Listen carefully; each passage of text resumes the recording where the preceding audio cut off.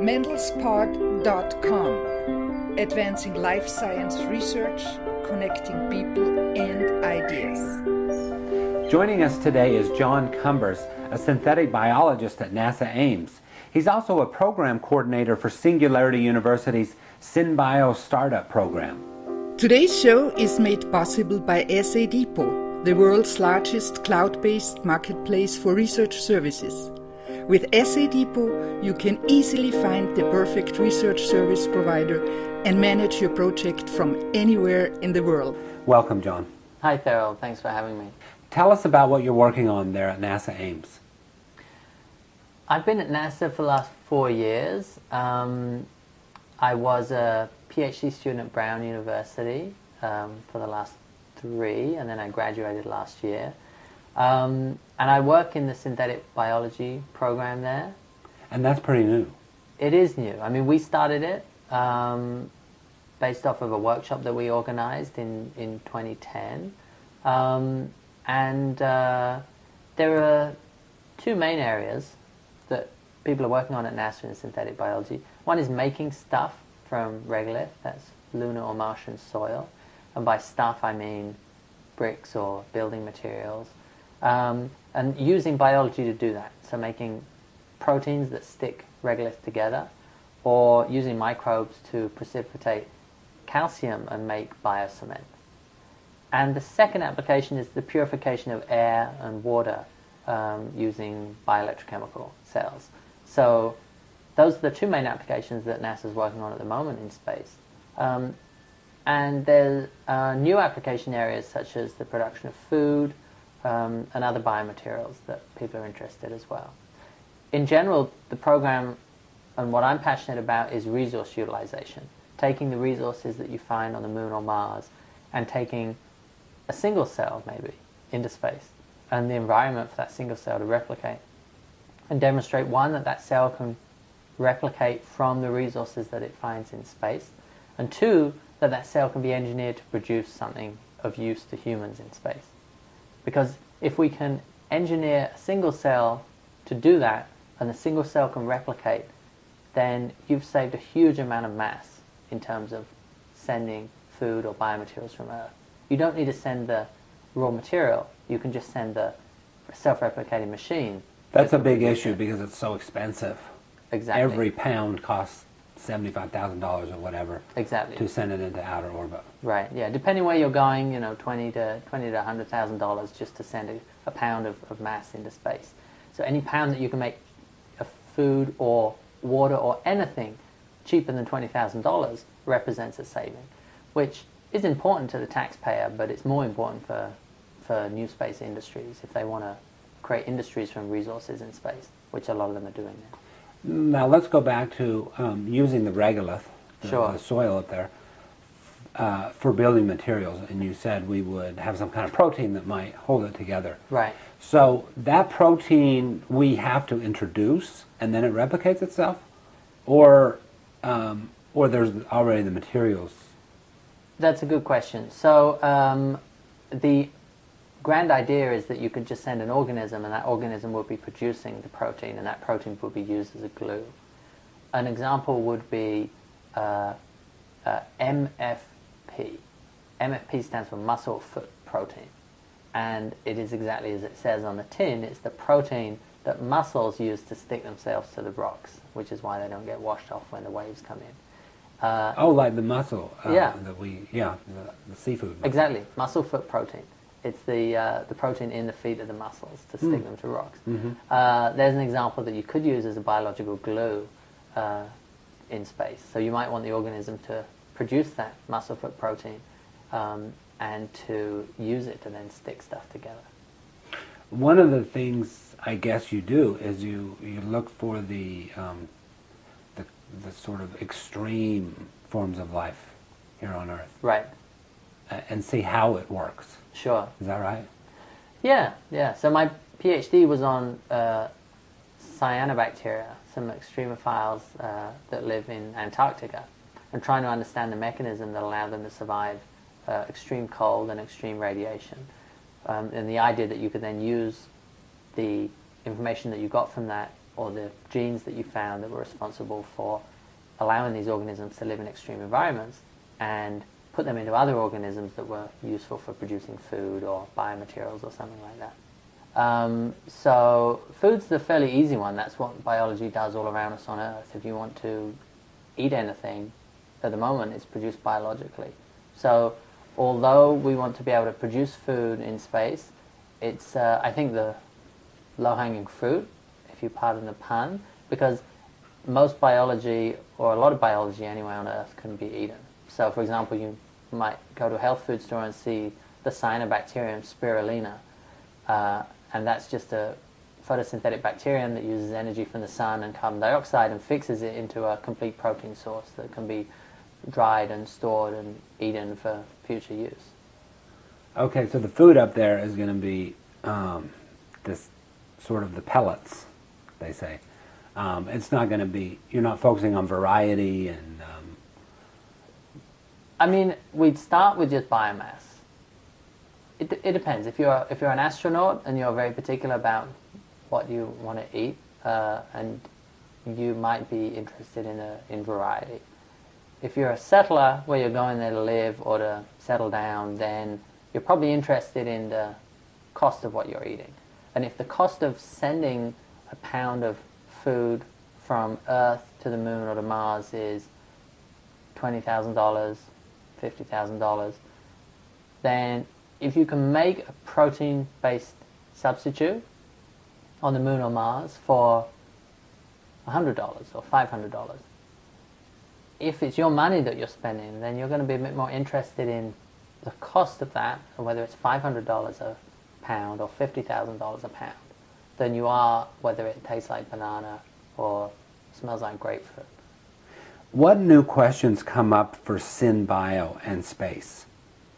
So there's the colonization of the Moon, if we ever do that, or Mars, and the materials we need, the food we need.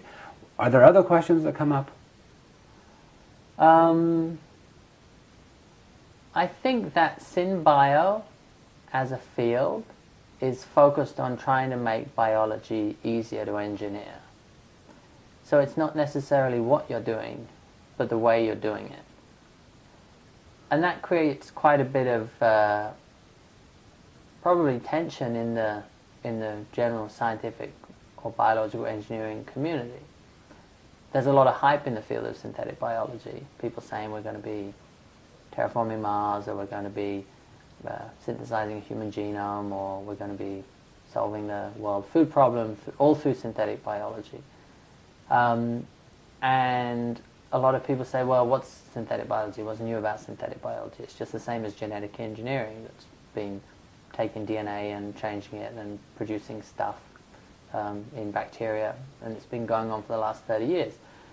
But if you look at the hardcore synthetic biologists, they say, well, if you look at genetic engineering and you look at the process that's going on in genetic engineering, it's much more of an art where you need a PhD to take a project from the basic conception to completion. It's really one person or a team of people working on this linear genetic engineering problem.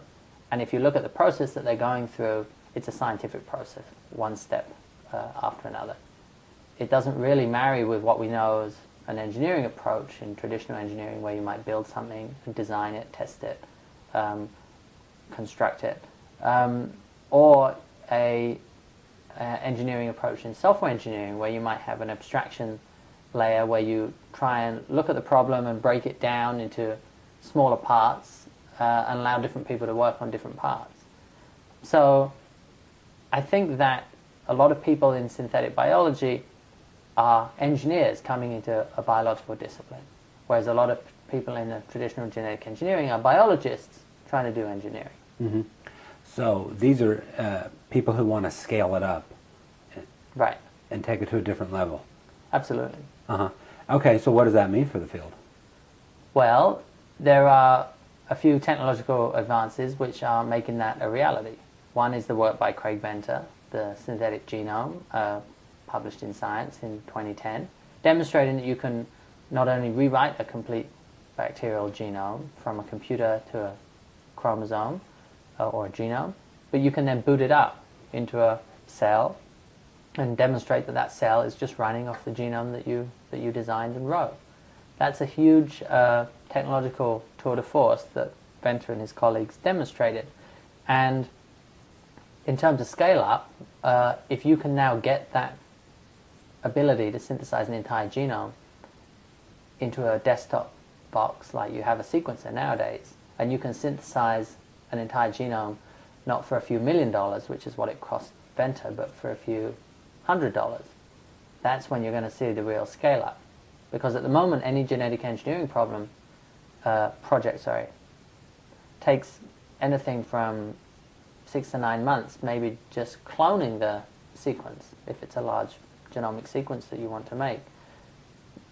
If you can just strip all that out because you've designed it on a computer, press print, and produced it in your lab, that's a huge time saving, and it allows you to go through that design, construct, test cycle much faster.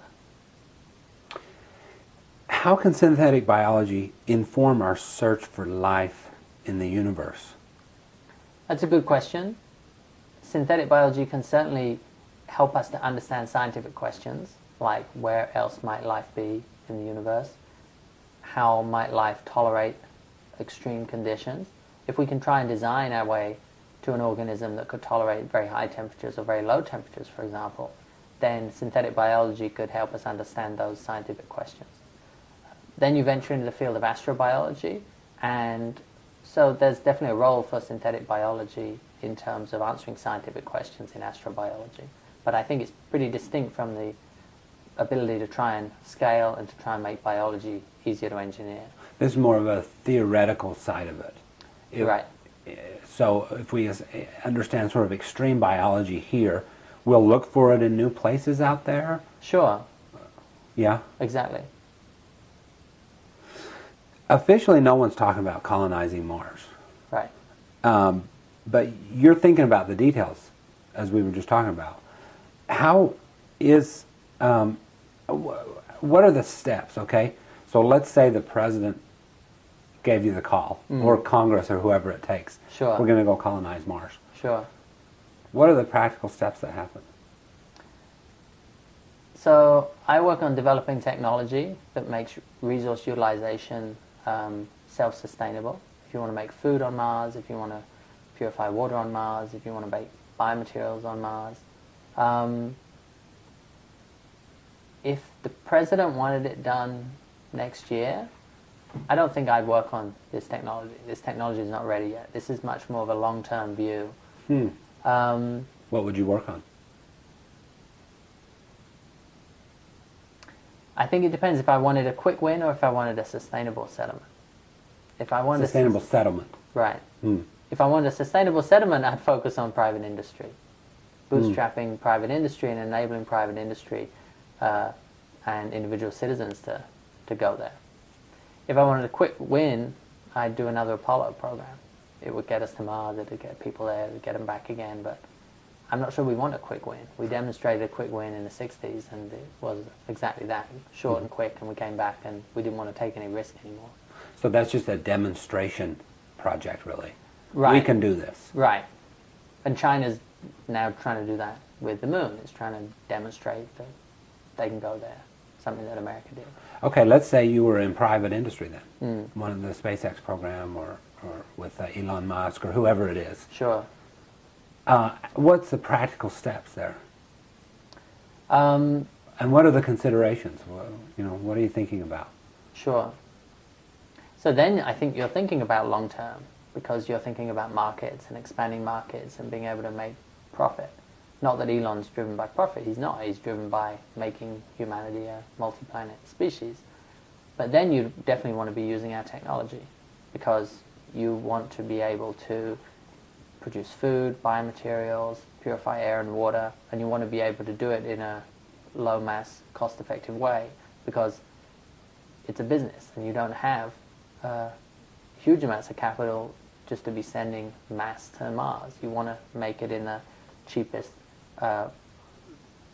lightest possible way, so that you can send technology there that's going to be able to self-replicate, use the resources it finds there, so that you don't have to keep sending resupply missions from the Earth.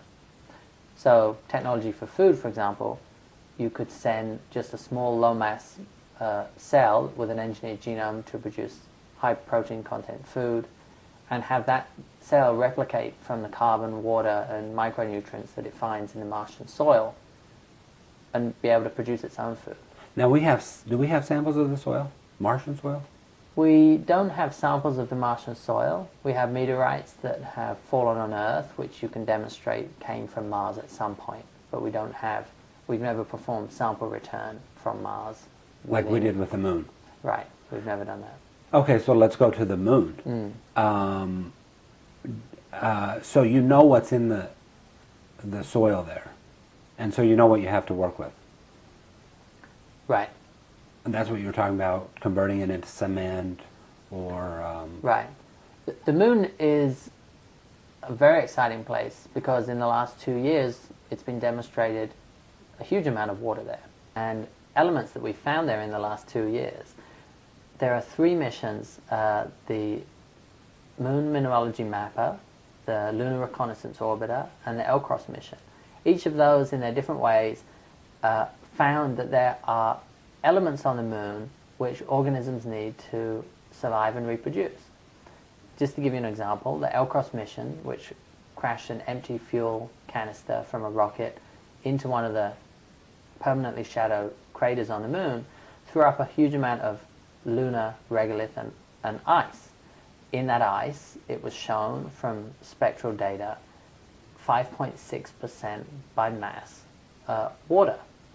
Nobody knew that there was water on the moon, let alone 5.6% by mass water. But also, everything that biology needs to survive was also found in that plume, from sulfur to carbon to nitrogen. The only thing that wasn't found was phosphorus, but there is small amounts of phosphorus on the moon anyway, that's known from previous studies. So suddenly you have the resources on the moon, which mean that if you go there, potentially with a microbe or a plant, with the right environment that's shielded from the temperature and the radiation, you could have cells that self-replicate and grow from the lunar materials that we have there already. Now, a year or so ago, you organized a conference down at NASA Ames and brought in a lot of synthetic biologists to talk about synthetic biology in space. Right. What were some of the highlights? Right, so this was a conference that we got funded by the National Academy's Keck Futures Initiative, and it was to look at the potential applications of synthetic biology for NASA's mission.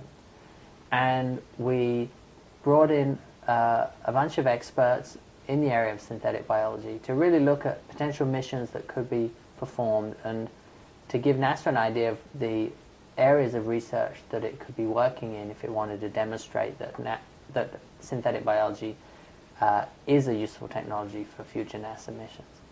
So some of the highlights, we heard from Craig Venter. He talked about the work that he'd done that I described, where they synthesized an entire genome. If you imagine that technology being used to not just design an organism here on Earth, but designing an organism here on Earth and then sending a digital signal containing that organism to Mars or the Moon. If you have the ability to synthesize an organism on the Moon, that is, take that digital signal of A's, C's, T's, and G's and convert it back via a synthesizer into real nucleotides, A's, C's, T's, and G's. And we have people who are working on these synthesizers now. Yeah, you could synthesize very easily a few hundred bases on your computer now and get it delivered here tomorrow. Now, we're not able to do genomes yet, 500,000 or 1 million base pairs. But we will. Definitely we will. So imagine that technology that Craig Venter talked about at our workshop, being able to synthesize an entire genome anywhere in the solar system that you can send a synthesizer. It pretty much means that you can transfer life there without actually having to take any physical matter there. All you're doing is sending a signal of A's, C's, T's, and G's. Did you have anyone there talking about ethical implications of We did. creating life forms in space? Or? We did. Margaret Race, she's a researcher at the SETI Institute. She led a session on the ethical implications of sending life into space. And Chris McKay, a Mars scientist at NASA Ames, he spoke during that session as well. And what did they say? The issues actually of planetary protection are the biggest issue that NASA faces. The summary was that we know that no life can survive on the lunar surface.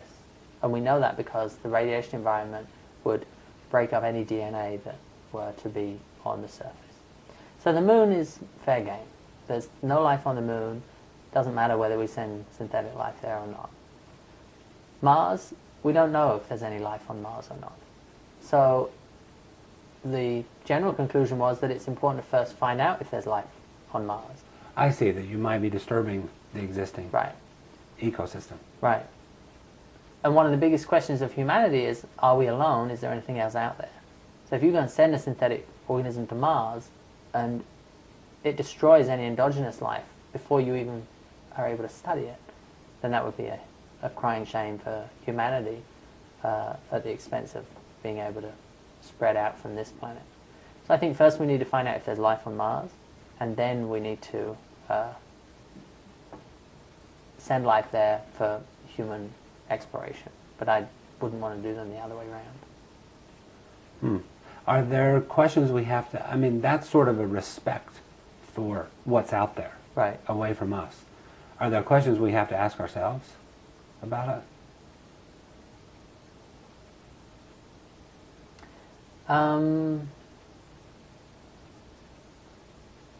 I think it's humanity's destiny to spread out from the Earth and to procreate and to utilize the resources in the solar system and beyond to create new habitats and new life.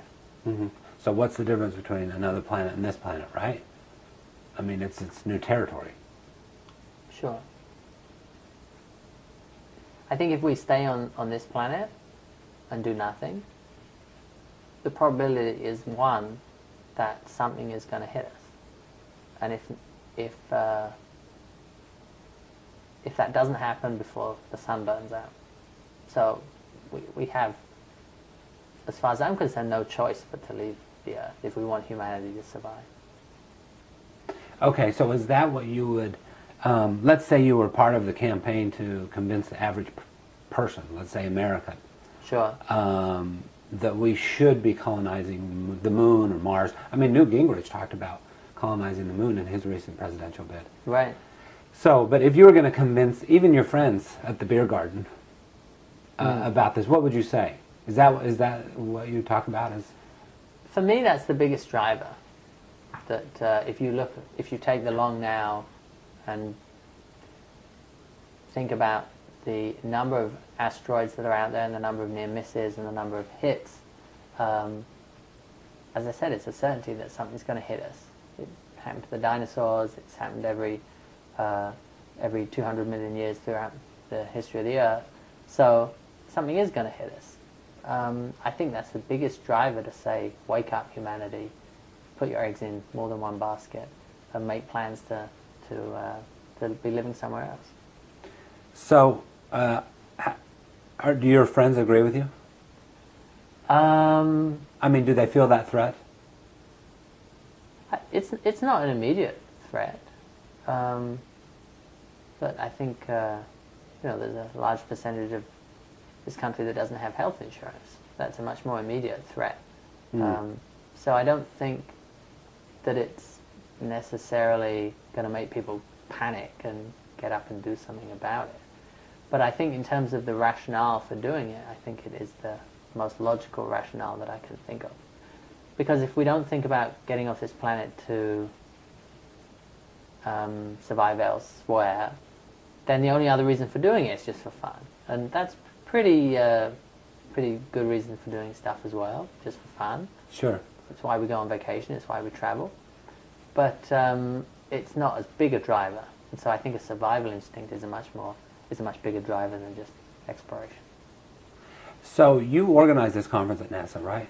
Yeah, I was the one who wrote the grant, and I, along with Stephanie Langhoff, who's the chief scientist, or who was the chief scientist at NASA at that time, and my PhD supervisor at NASA as well. We were the three co-chairs of the meeting. Okay, so why you? I have long been interested in space. It's the driver for me. Why are we here? Are we alone? What else is out there? And that led me to study aging. That's what my PhD was on at Brown University initially anyway. And so I wanted to study aging because I knew that at some point, or I know at some point, humanity is going to be spreading out into the solar system. I just don't know when. So I thought, okay, we'll just solve the aging problem. It'll be good because then I'll be around for when humanity settles the solar system. But two, it's also really useful for space to put people into homeostasis and extend them to other solar systems. But at one point I kind of woke up and I thought, if I spend all my life studying how to live longer and I fail, that's a big waste of one life that you've been given. And why is that a waste? Because there's so much fun you can have, so many different experiences. If you just spend it in the lab every day trying to live longer without actually making use of the life that you... Without going out and doing some of the short-term sort of goals that you have. Right. So I went down the other goal, which was trying to get this planet onto another species, and that's what led me to NASA. And at that same time, or before I got to NASA, I thought, nobody at NASA is looking at synthetic biology, and this is an amazing technology with this ability to send things through space and synthesize them in situ somewhere else. So I put together this proposal for the workshop that would bring together people from NASA and NSF and synthetic biology together to kind of lay out this pathway of how this technology could be used for space exploration in the future. Do you have any kind of timeline that you personally use or that NASA uses? So they say synthetic biology has been around for about 10 years. Correct. Right? So do you think about what we're going to do in the next 10 and 50, or do you have any kind of timeline? In terms of synthetic biology or in terms of space exploration? Either one. Both. I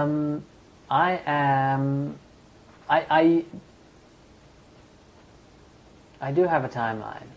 I look at it every year. I graduated 1 year later than I expected to with my PhD.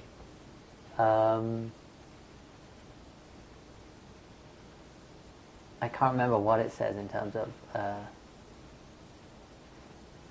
Oh, so you've written this out? Yeah, I have it written out. Yeah. Yeah. So, I mean, do you think we'll be doing the Mars thing or the Moon thing in the next 10 years? I think that NASA moves when there's the political will to move. At the moment, space is not important politically. And so not much is going to happen in terms of government space. However, I think a big thing did happen a couple of months ago, which was the docking of the SpaceX Dragon with the ISS. For the year preceding that, everyone I'd spoken to, when I told them that I worked at NASA, they said, so what do you think about Obama cancelling the American space program? And I'd cringe, because I was like, that's not what he did. I mean, he cancelled the expensive, bloated shuttle program that cost $500,000 every time it went up. And he put that money into supporting new space companies like SpaceX to do the shuttle business. But and so I'd often come back and say, well, he hasn't really done that. He's done this. He's supporting new companies like SpaceX. And then after SpaceX docked with the ISS, everyone asks me, when I say, oh, I work at NASA, everyone will say, oh, isn't it great about SpaceX docking with the ISS? And until that point, nobody knew about SpaceX. I mean, obviously, space geeks did, but now the general public knows about Elon Musk. They know about SpaceX. And I say, yeah, that was the policy of Obama, to defund this government shuttle service and to put money into private space travel to the ISS. It was actually Bush who who came up with that and implemented Who started it. that? Yeah, but Obama was the one who got the rap for killing the American space program. So I'm very excited about private space. I think greed is a really good motivator, and Elon Musk wants to retire on Mars. I think I think at the moment that's the trajectory that looks the most promising to me. And the timeline, so Elon's probably 40, so if he wants to retire at 65, I doubt he will. So let's say 25 years. So you told me that you have a list on your refrigerator of the things necessary to be on Mars before your wife will join you there. Correct. What are those? So it's a bit difficult to remember these because conveniently that list disappeared a couple of years ago. But I always bring it up because my wife and I have the agreement. The agreement that she will join you if these things are there. Yeah, and they are a lake, a river with some fish in, a house, a hospital, and a school. Oh, and trees. 5 things. So there is water on Mars. There is. There's a lot of water on Mars. It's in the polar caps. The majority of it's in the polar caps, but there's also water ice, CO2 ice, just underneath the surface, pretty much all around the planet. Okay, before we let you go, we blogged recently on the startup program you did with Singularity U. It's a combination between Singularity U and NASA. Sure. You're one of the co-founders of this, the Launchpad for Right. synthetic biology companies. Can you give us an update on what's happening there? Sure, yeah. Yeah, so it's not a NASA program. It's in the NASA Research Park, which Singularity University is part of. And it was an idea that Andrew Hetzel and I came up with, which was pretty much to do Y Combinator, but for synthetic biology. Y Combinator is this accelerated program for software startups that a lot of big companies like Airbnb have come out from. Instagram. Exactly. We've had a couple of the life science ones. Right. Actually, I'm not sure. I don't think Instagram was it?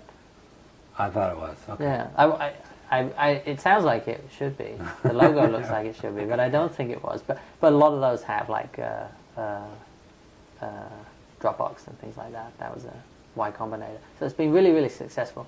We want to get synthetic biology to that stage where you can give some young, keen people who want to make a go of it 50 grand and give them a summer and tell them to make it happen. Right, so you're about a month and a half into that or so. Right. And how are the companies doing? They're doing well, yeah. We have 2 companies. One of them is making synthetic leather. The other one is making a device that can synthesize DNA, or it can synthesize genomes. So they're both doing really well at the moment. It's still early days. There's going to be a demo day at the end of the summer. So the goal for them is? Show proof of principle that your application can demonstrate what you wanted it to do, and then pitch then your company and how you're going to make money from that to a next round of investors. How far more into the future do you think you are than the average person? On a scale of 1 to 10, I mean, we live in Silicon Valley. We all live in the future. I mean, before I came to Silicon Valley, I'd put me at a 9 or 10, I think. Yeah, way out there. Yeah, now I come to Now Silicon you've been Valley, humbled somewhat. I'm a 5, yeah. Maybe a 4, because I've been at NASA for 4 years. Well, thanks for coming on the program. Sure, thank you for having me. John Cumbers, a synthetic biologist at NASA Ames. Today's show is made possible by SA Depot, the world's largest cloud-based marketplace for research services. With SA Depot, you can easily find the perfect research service provider and manage your project from anywhere in the world.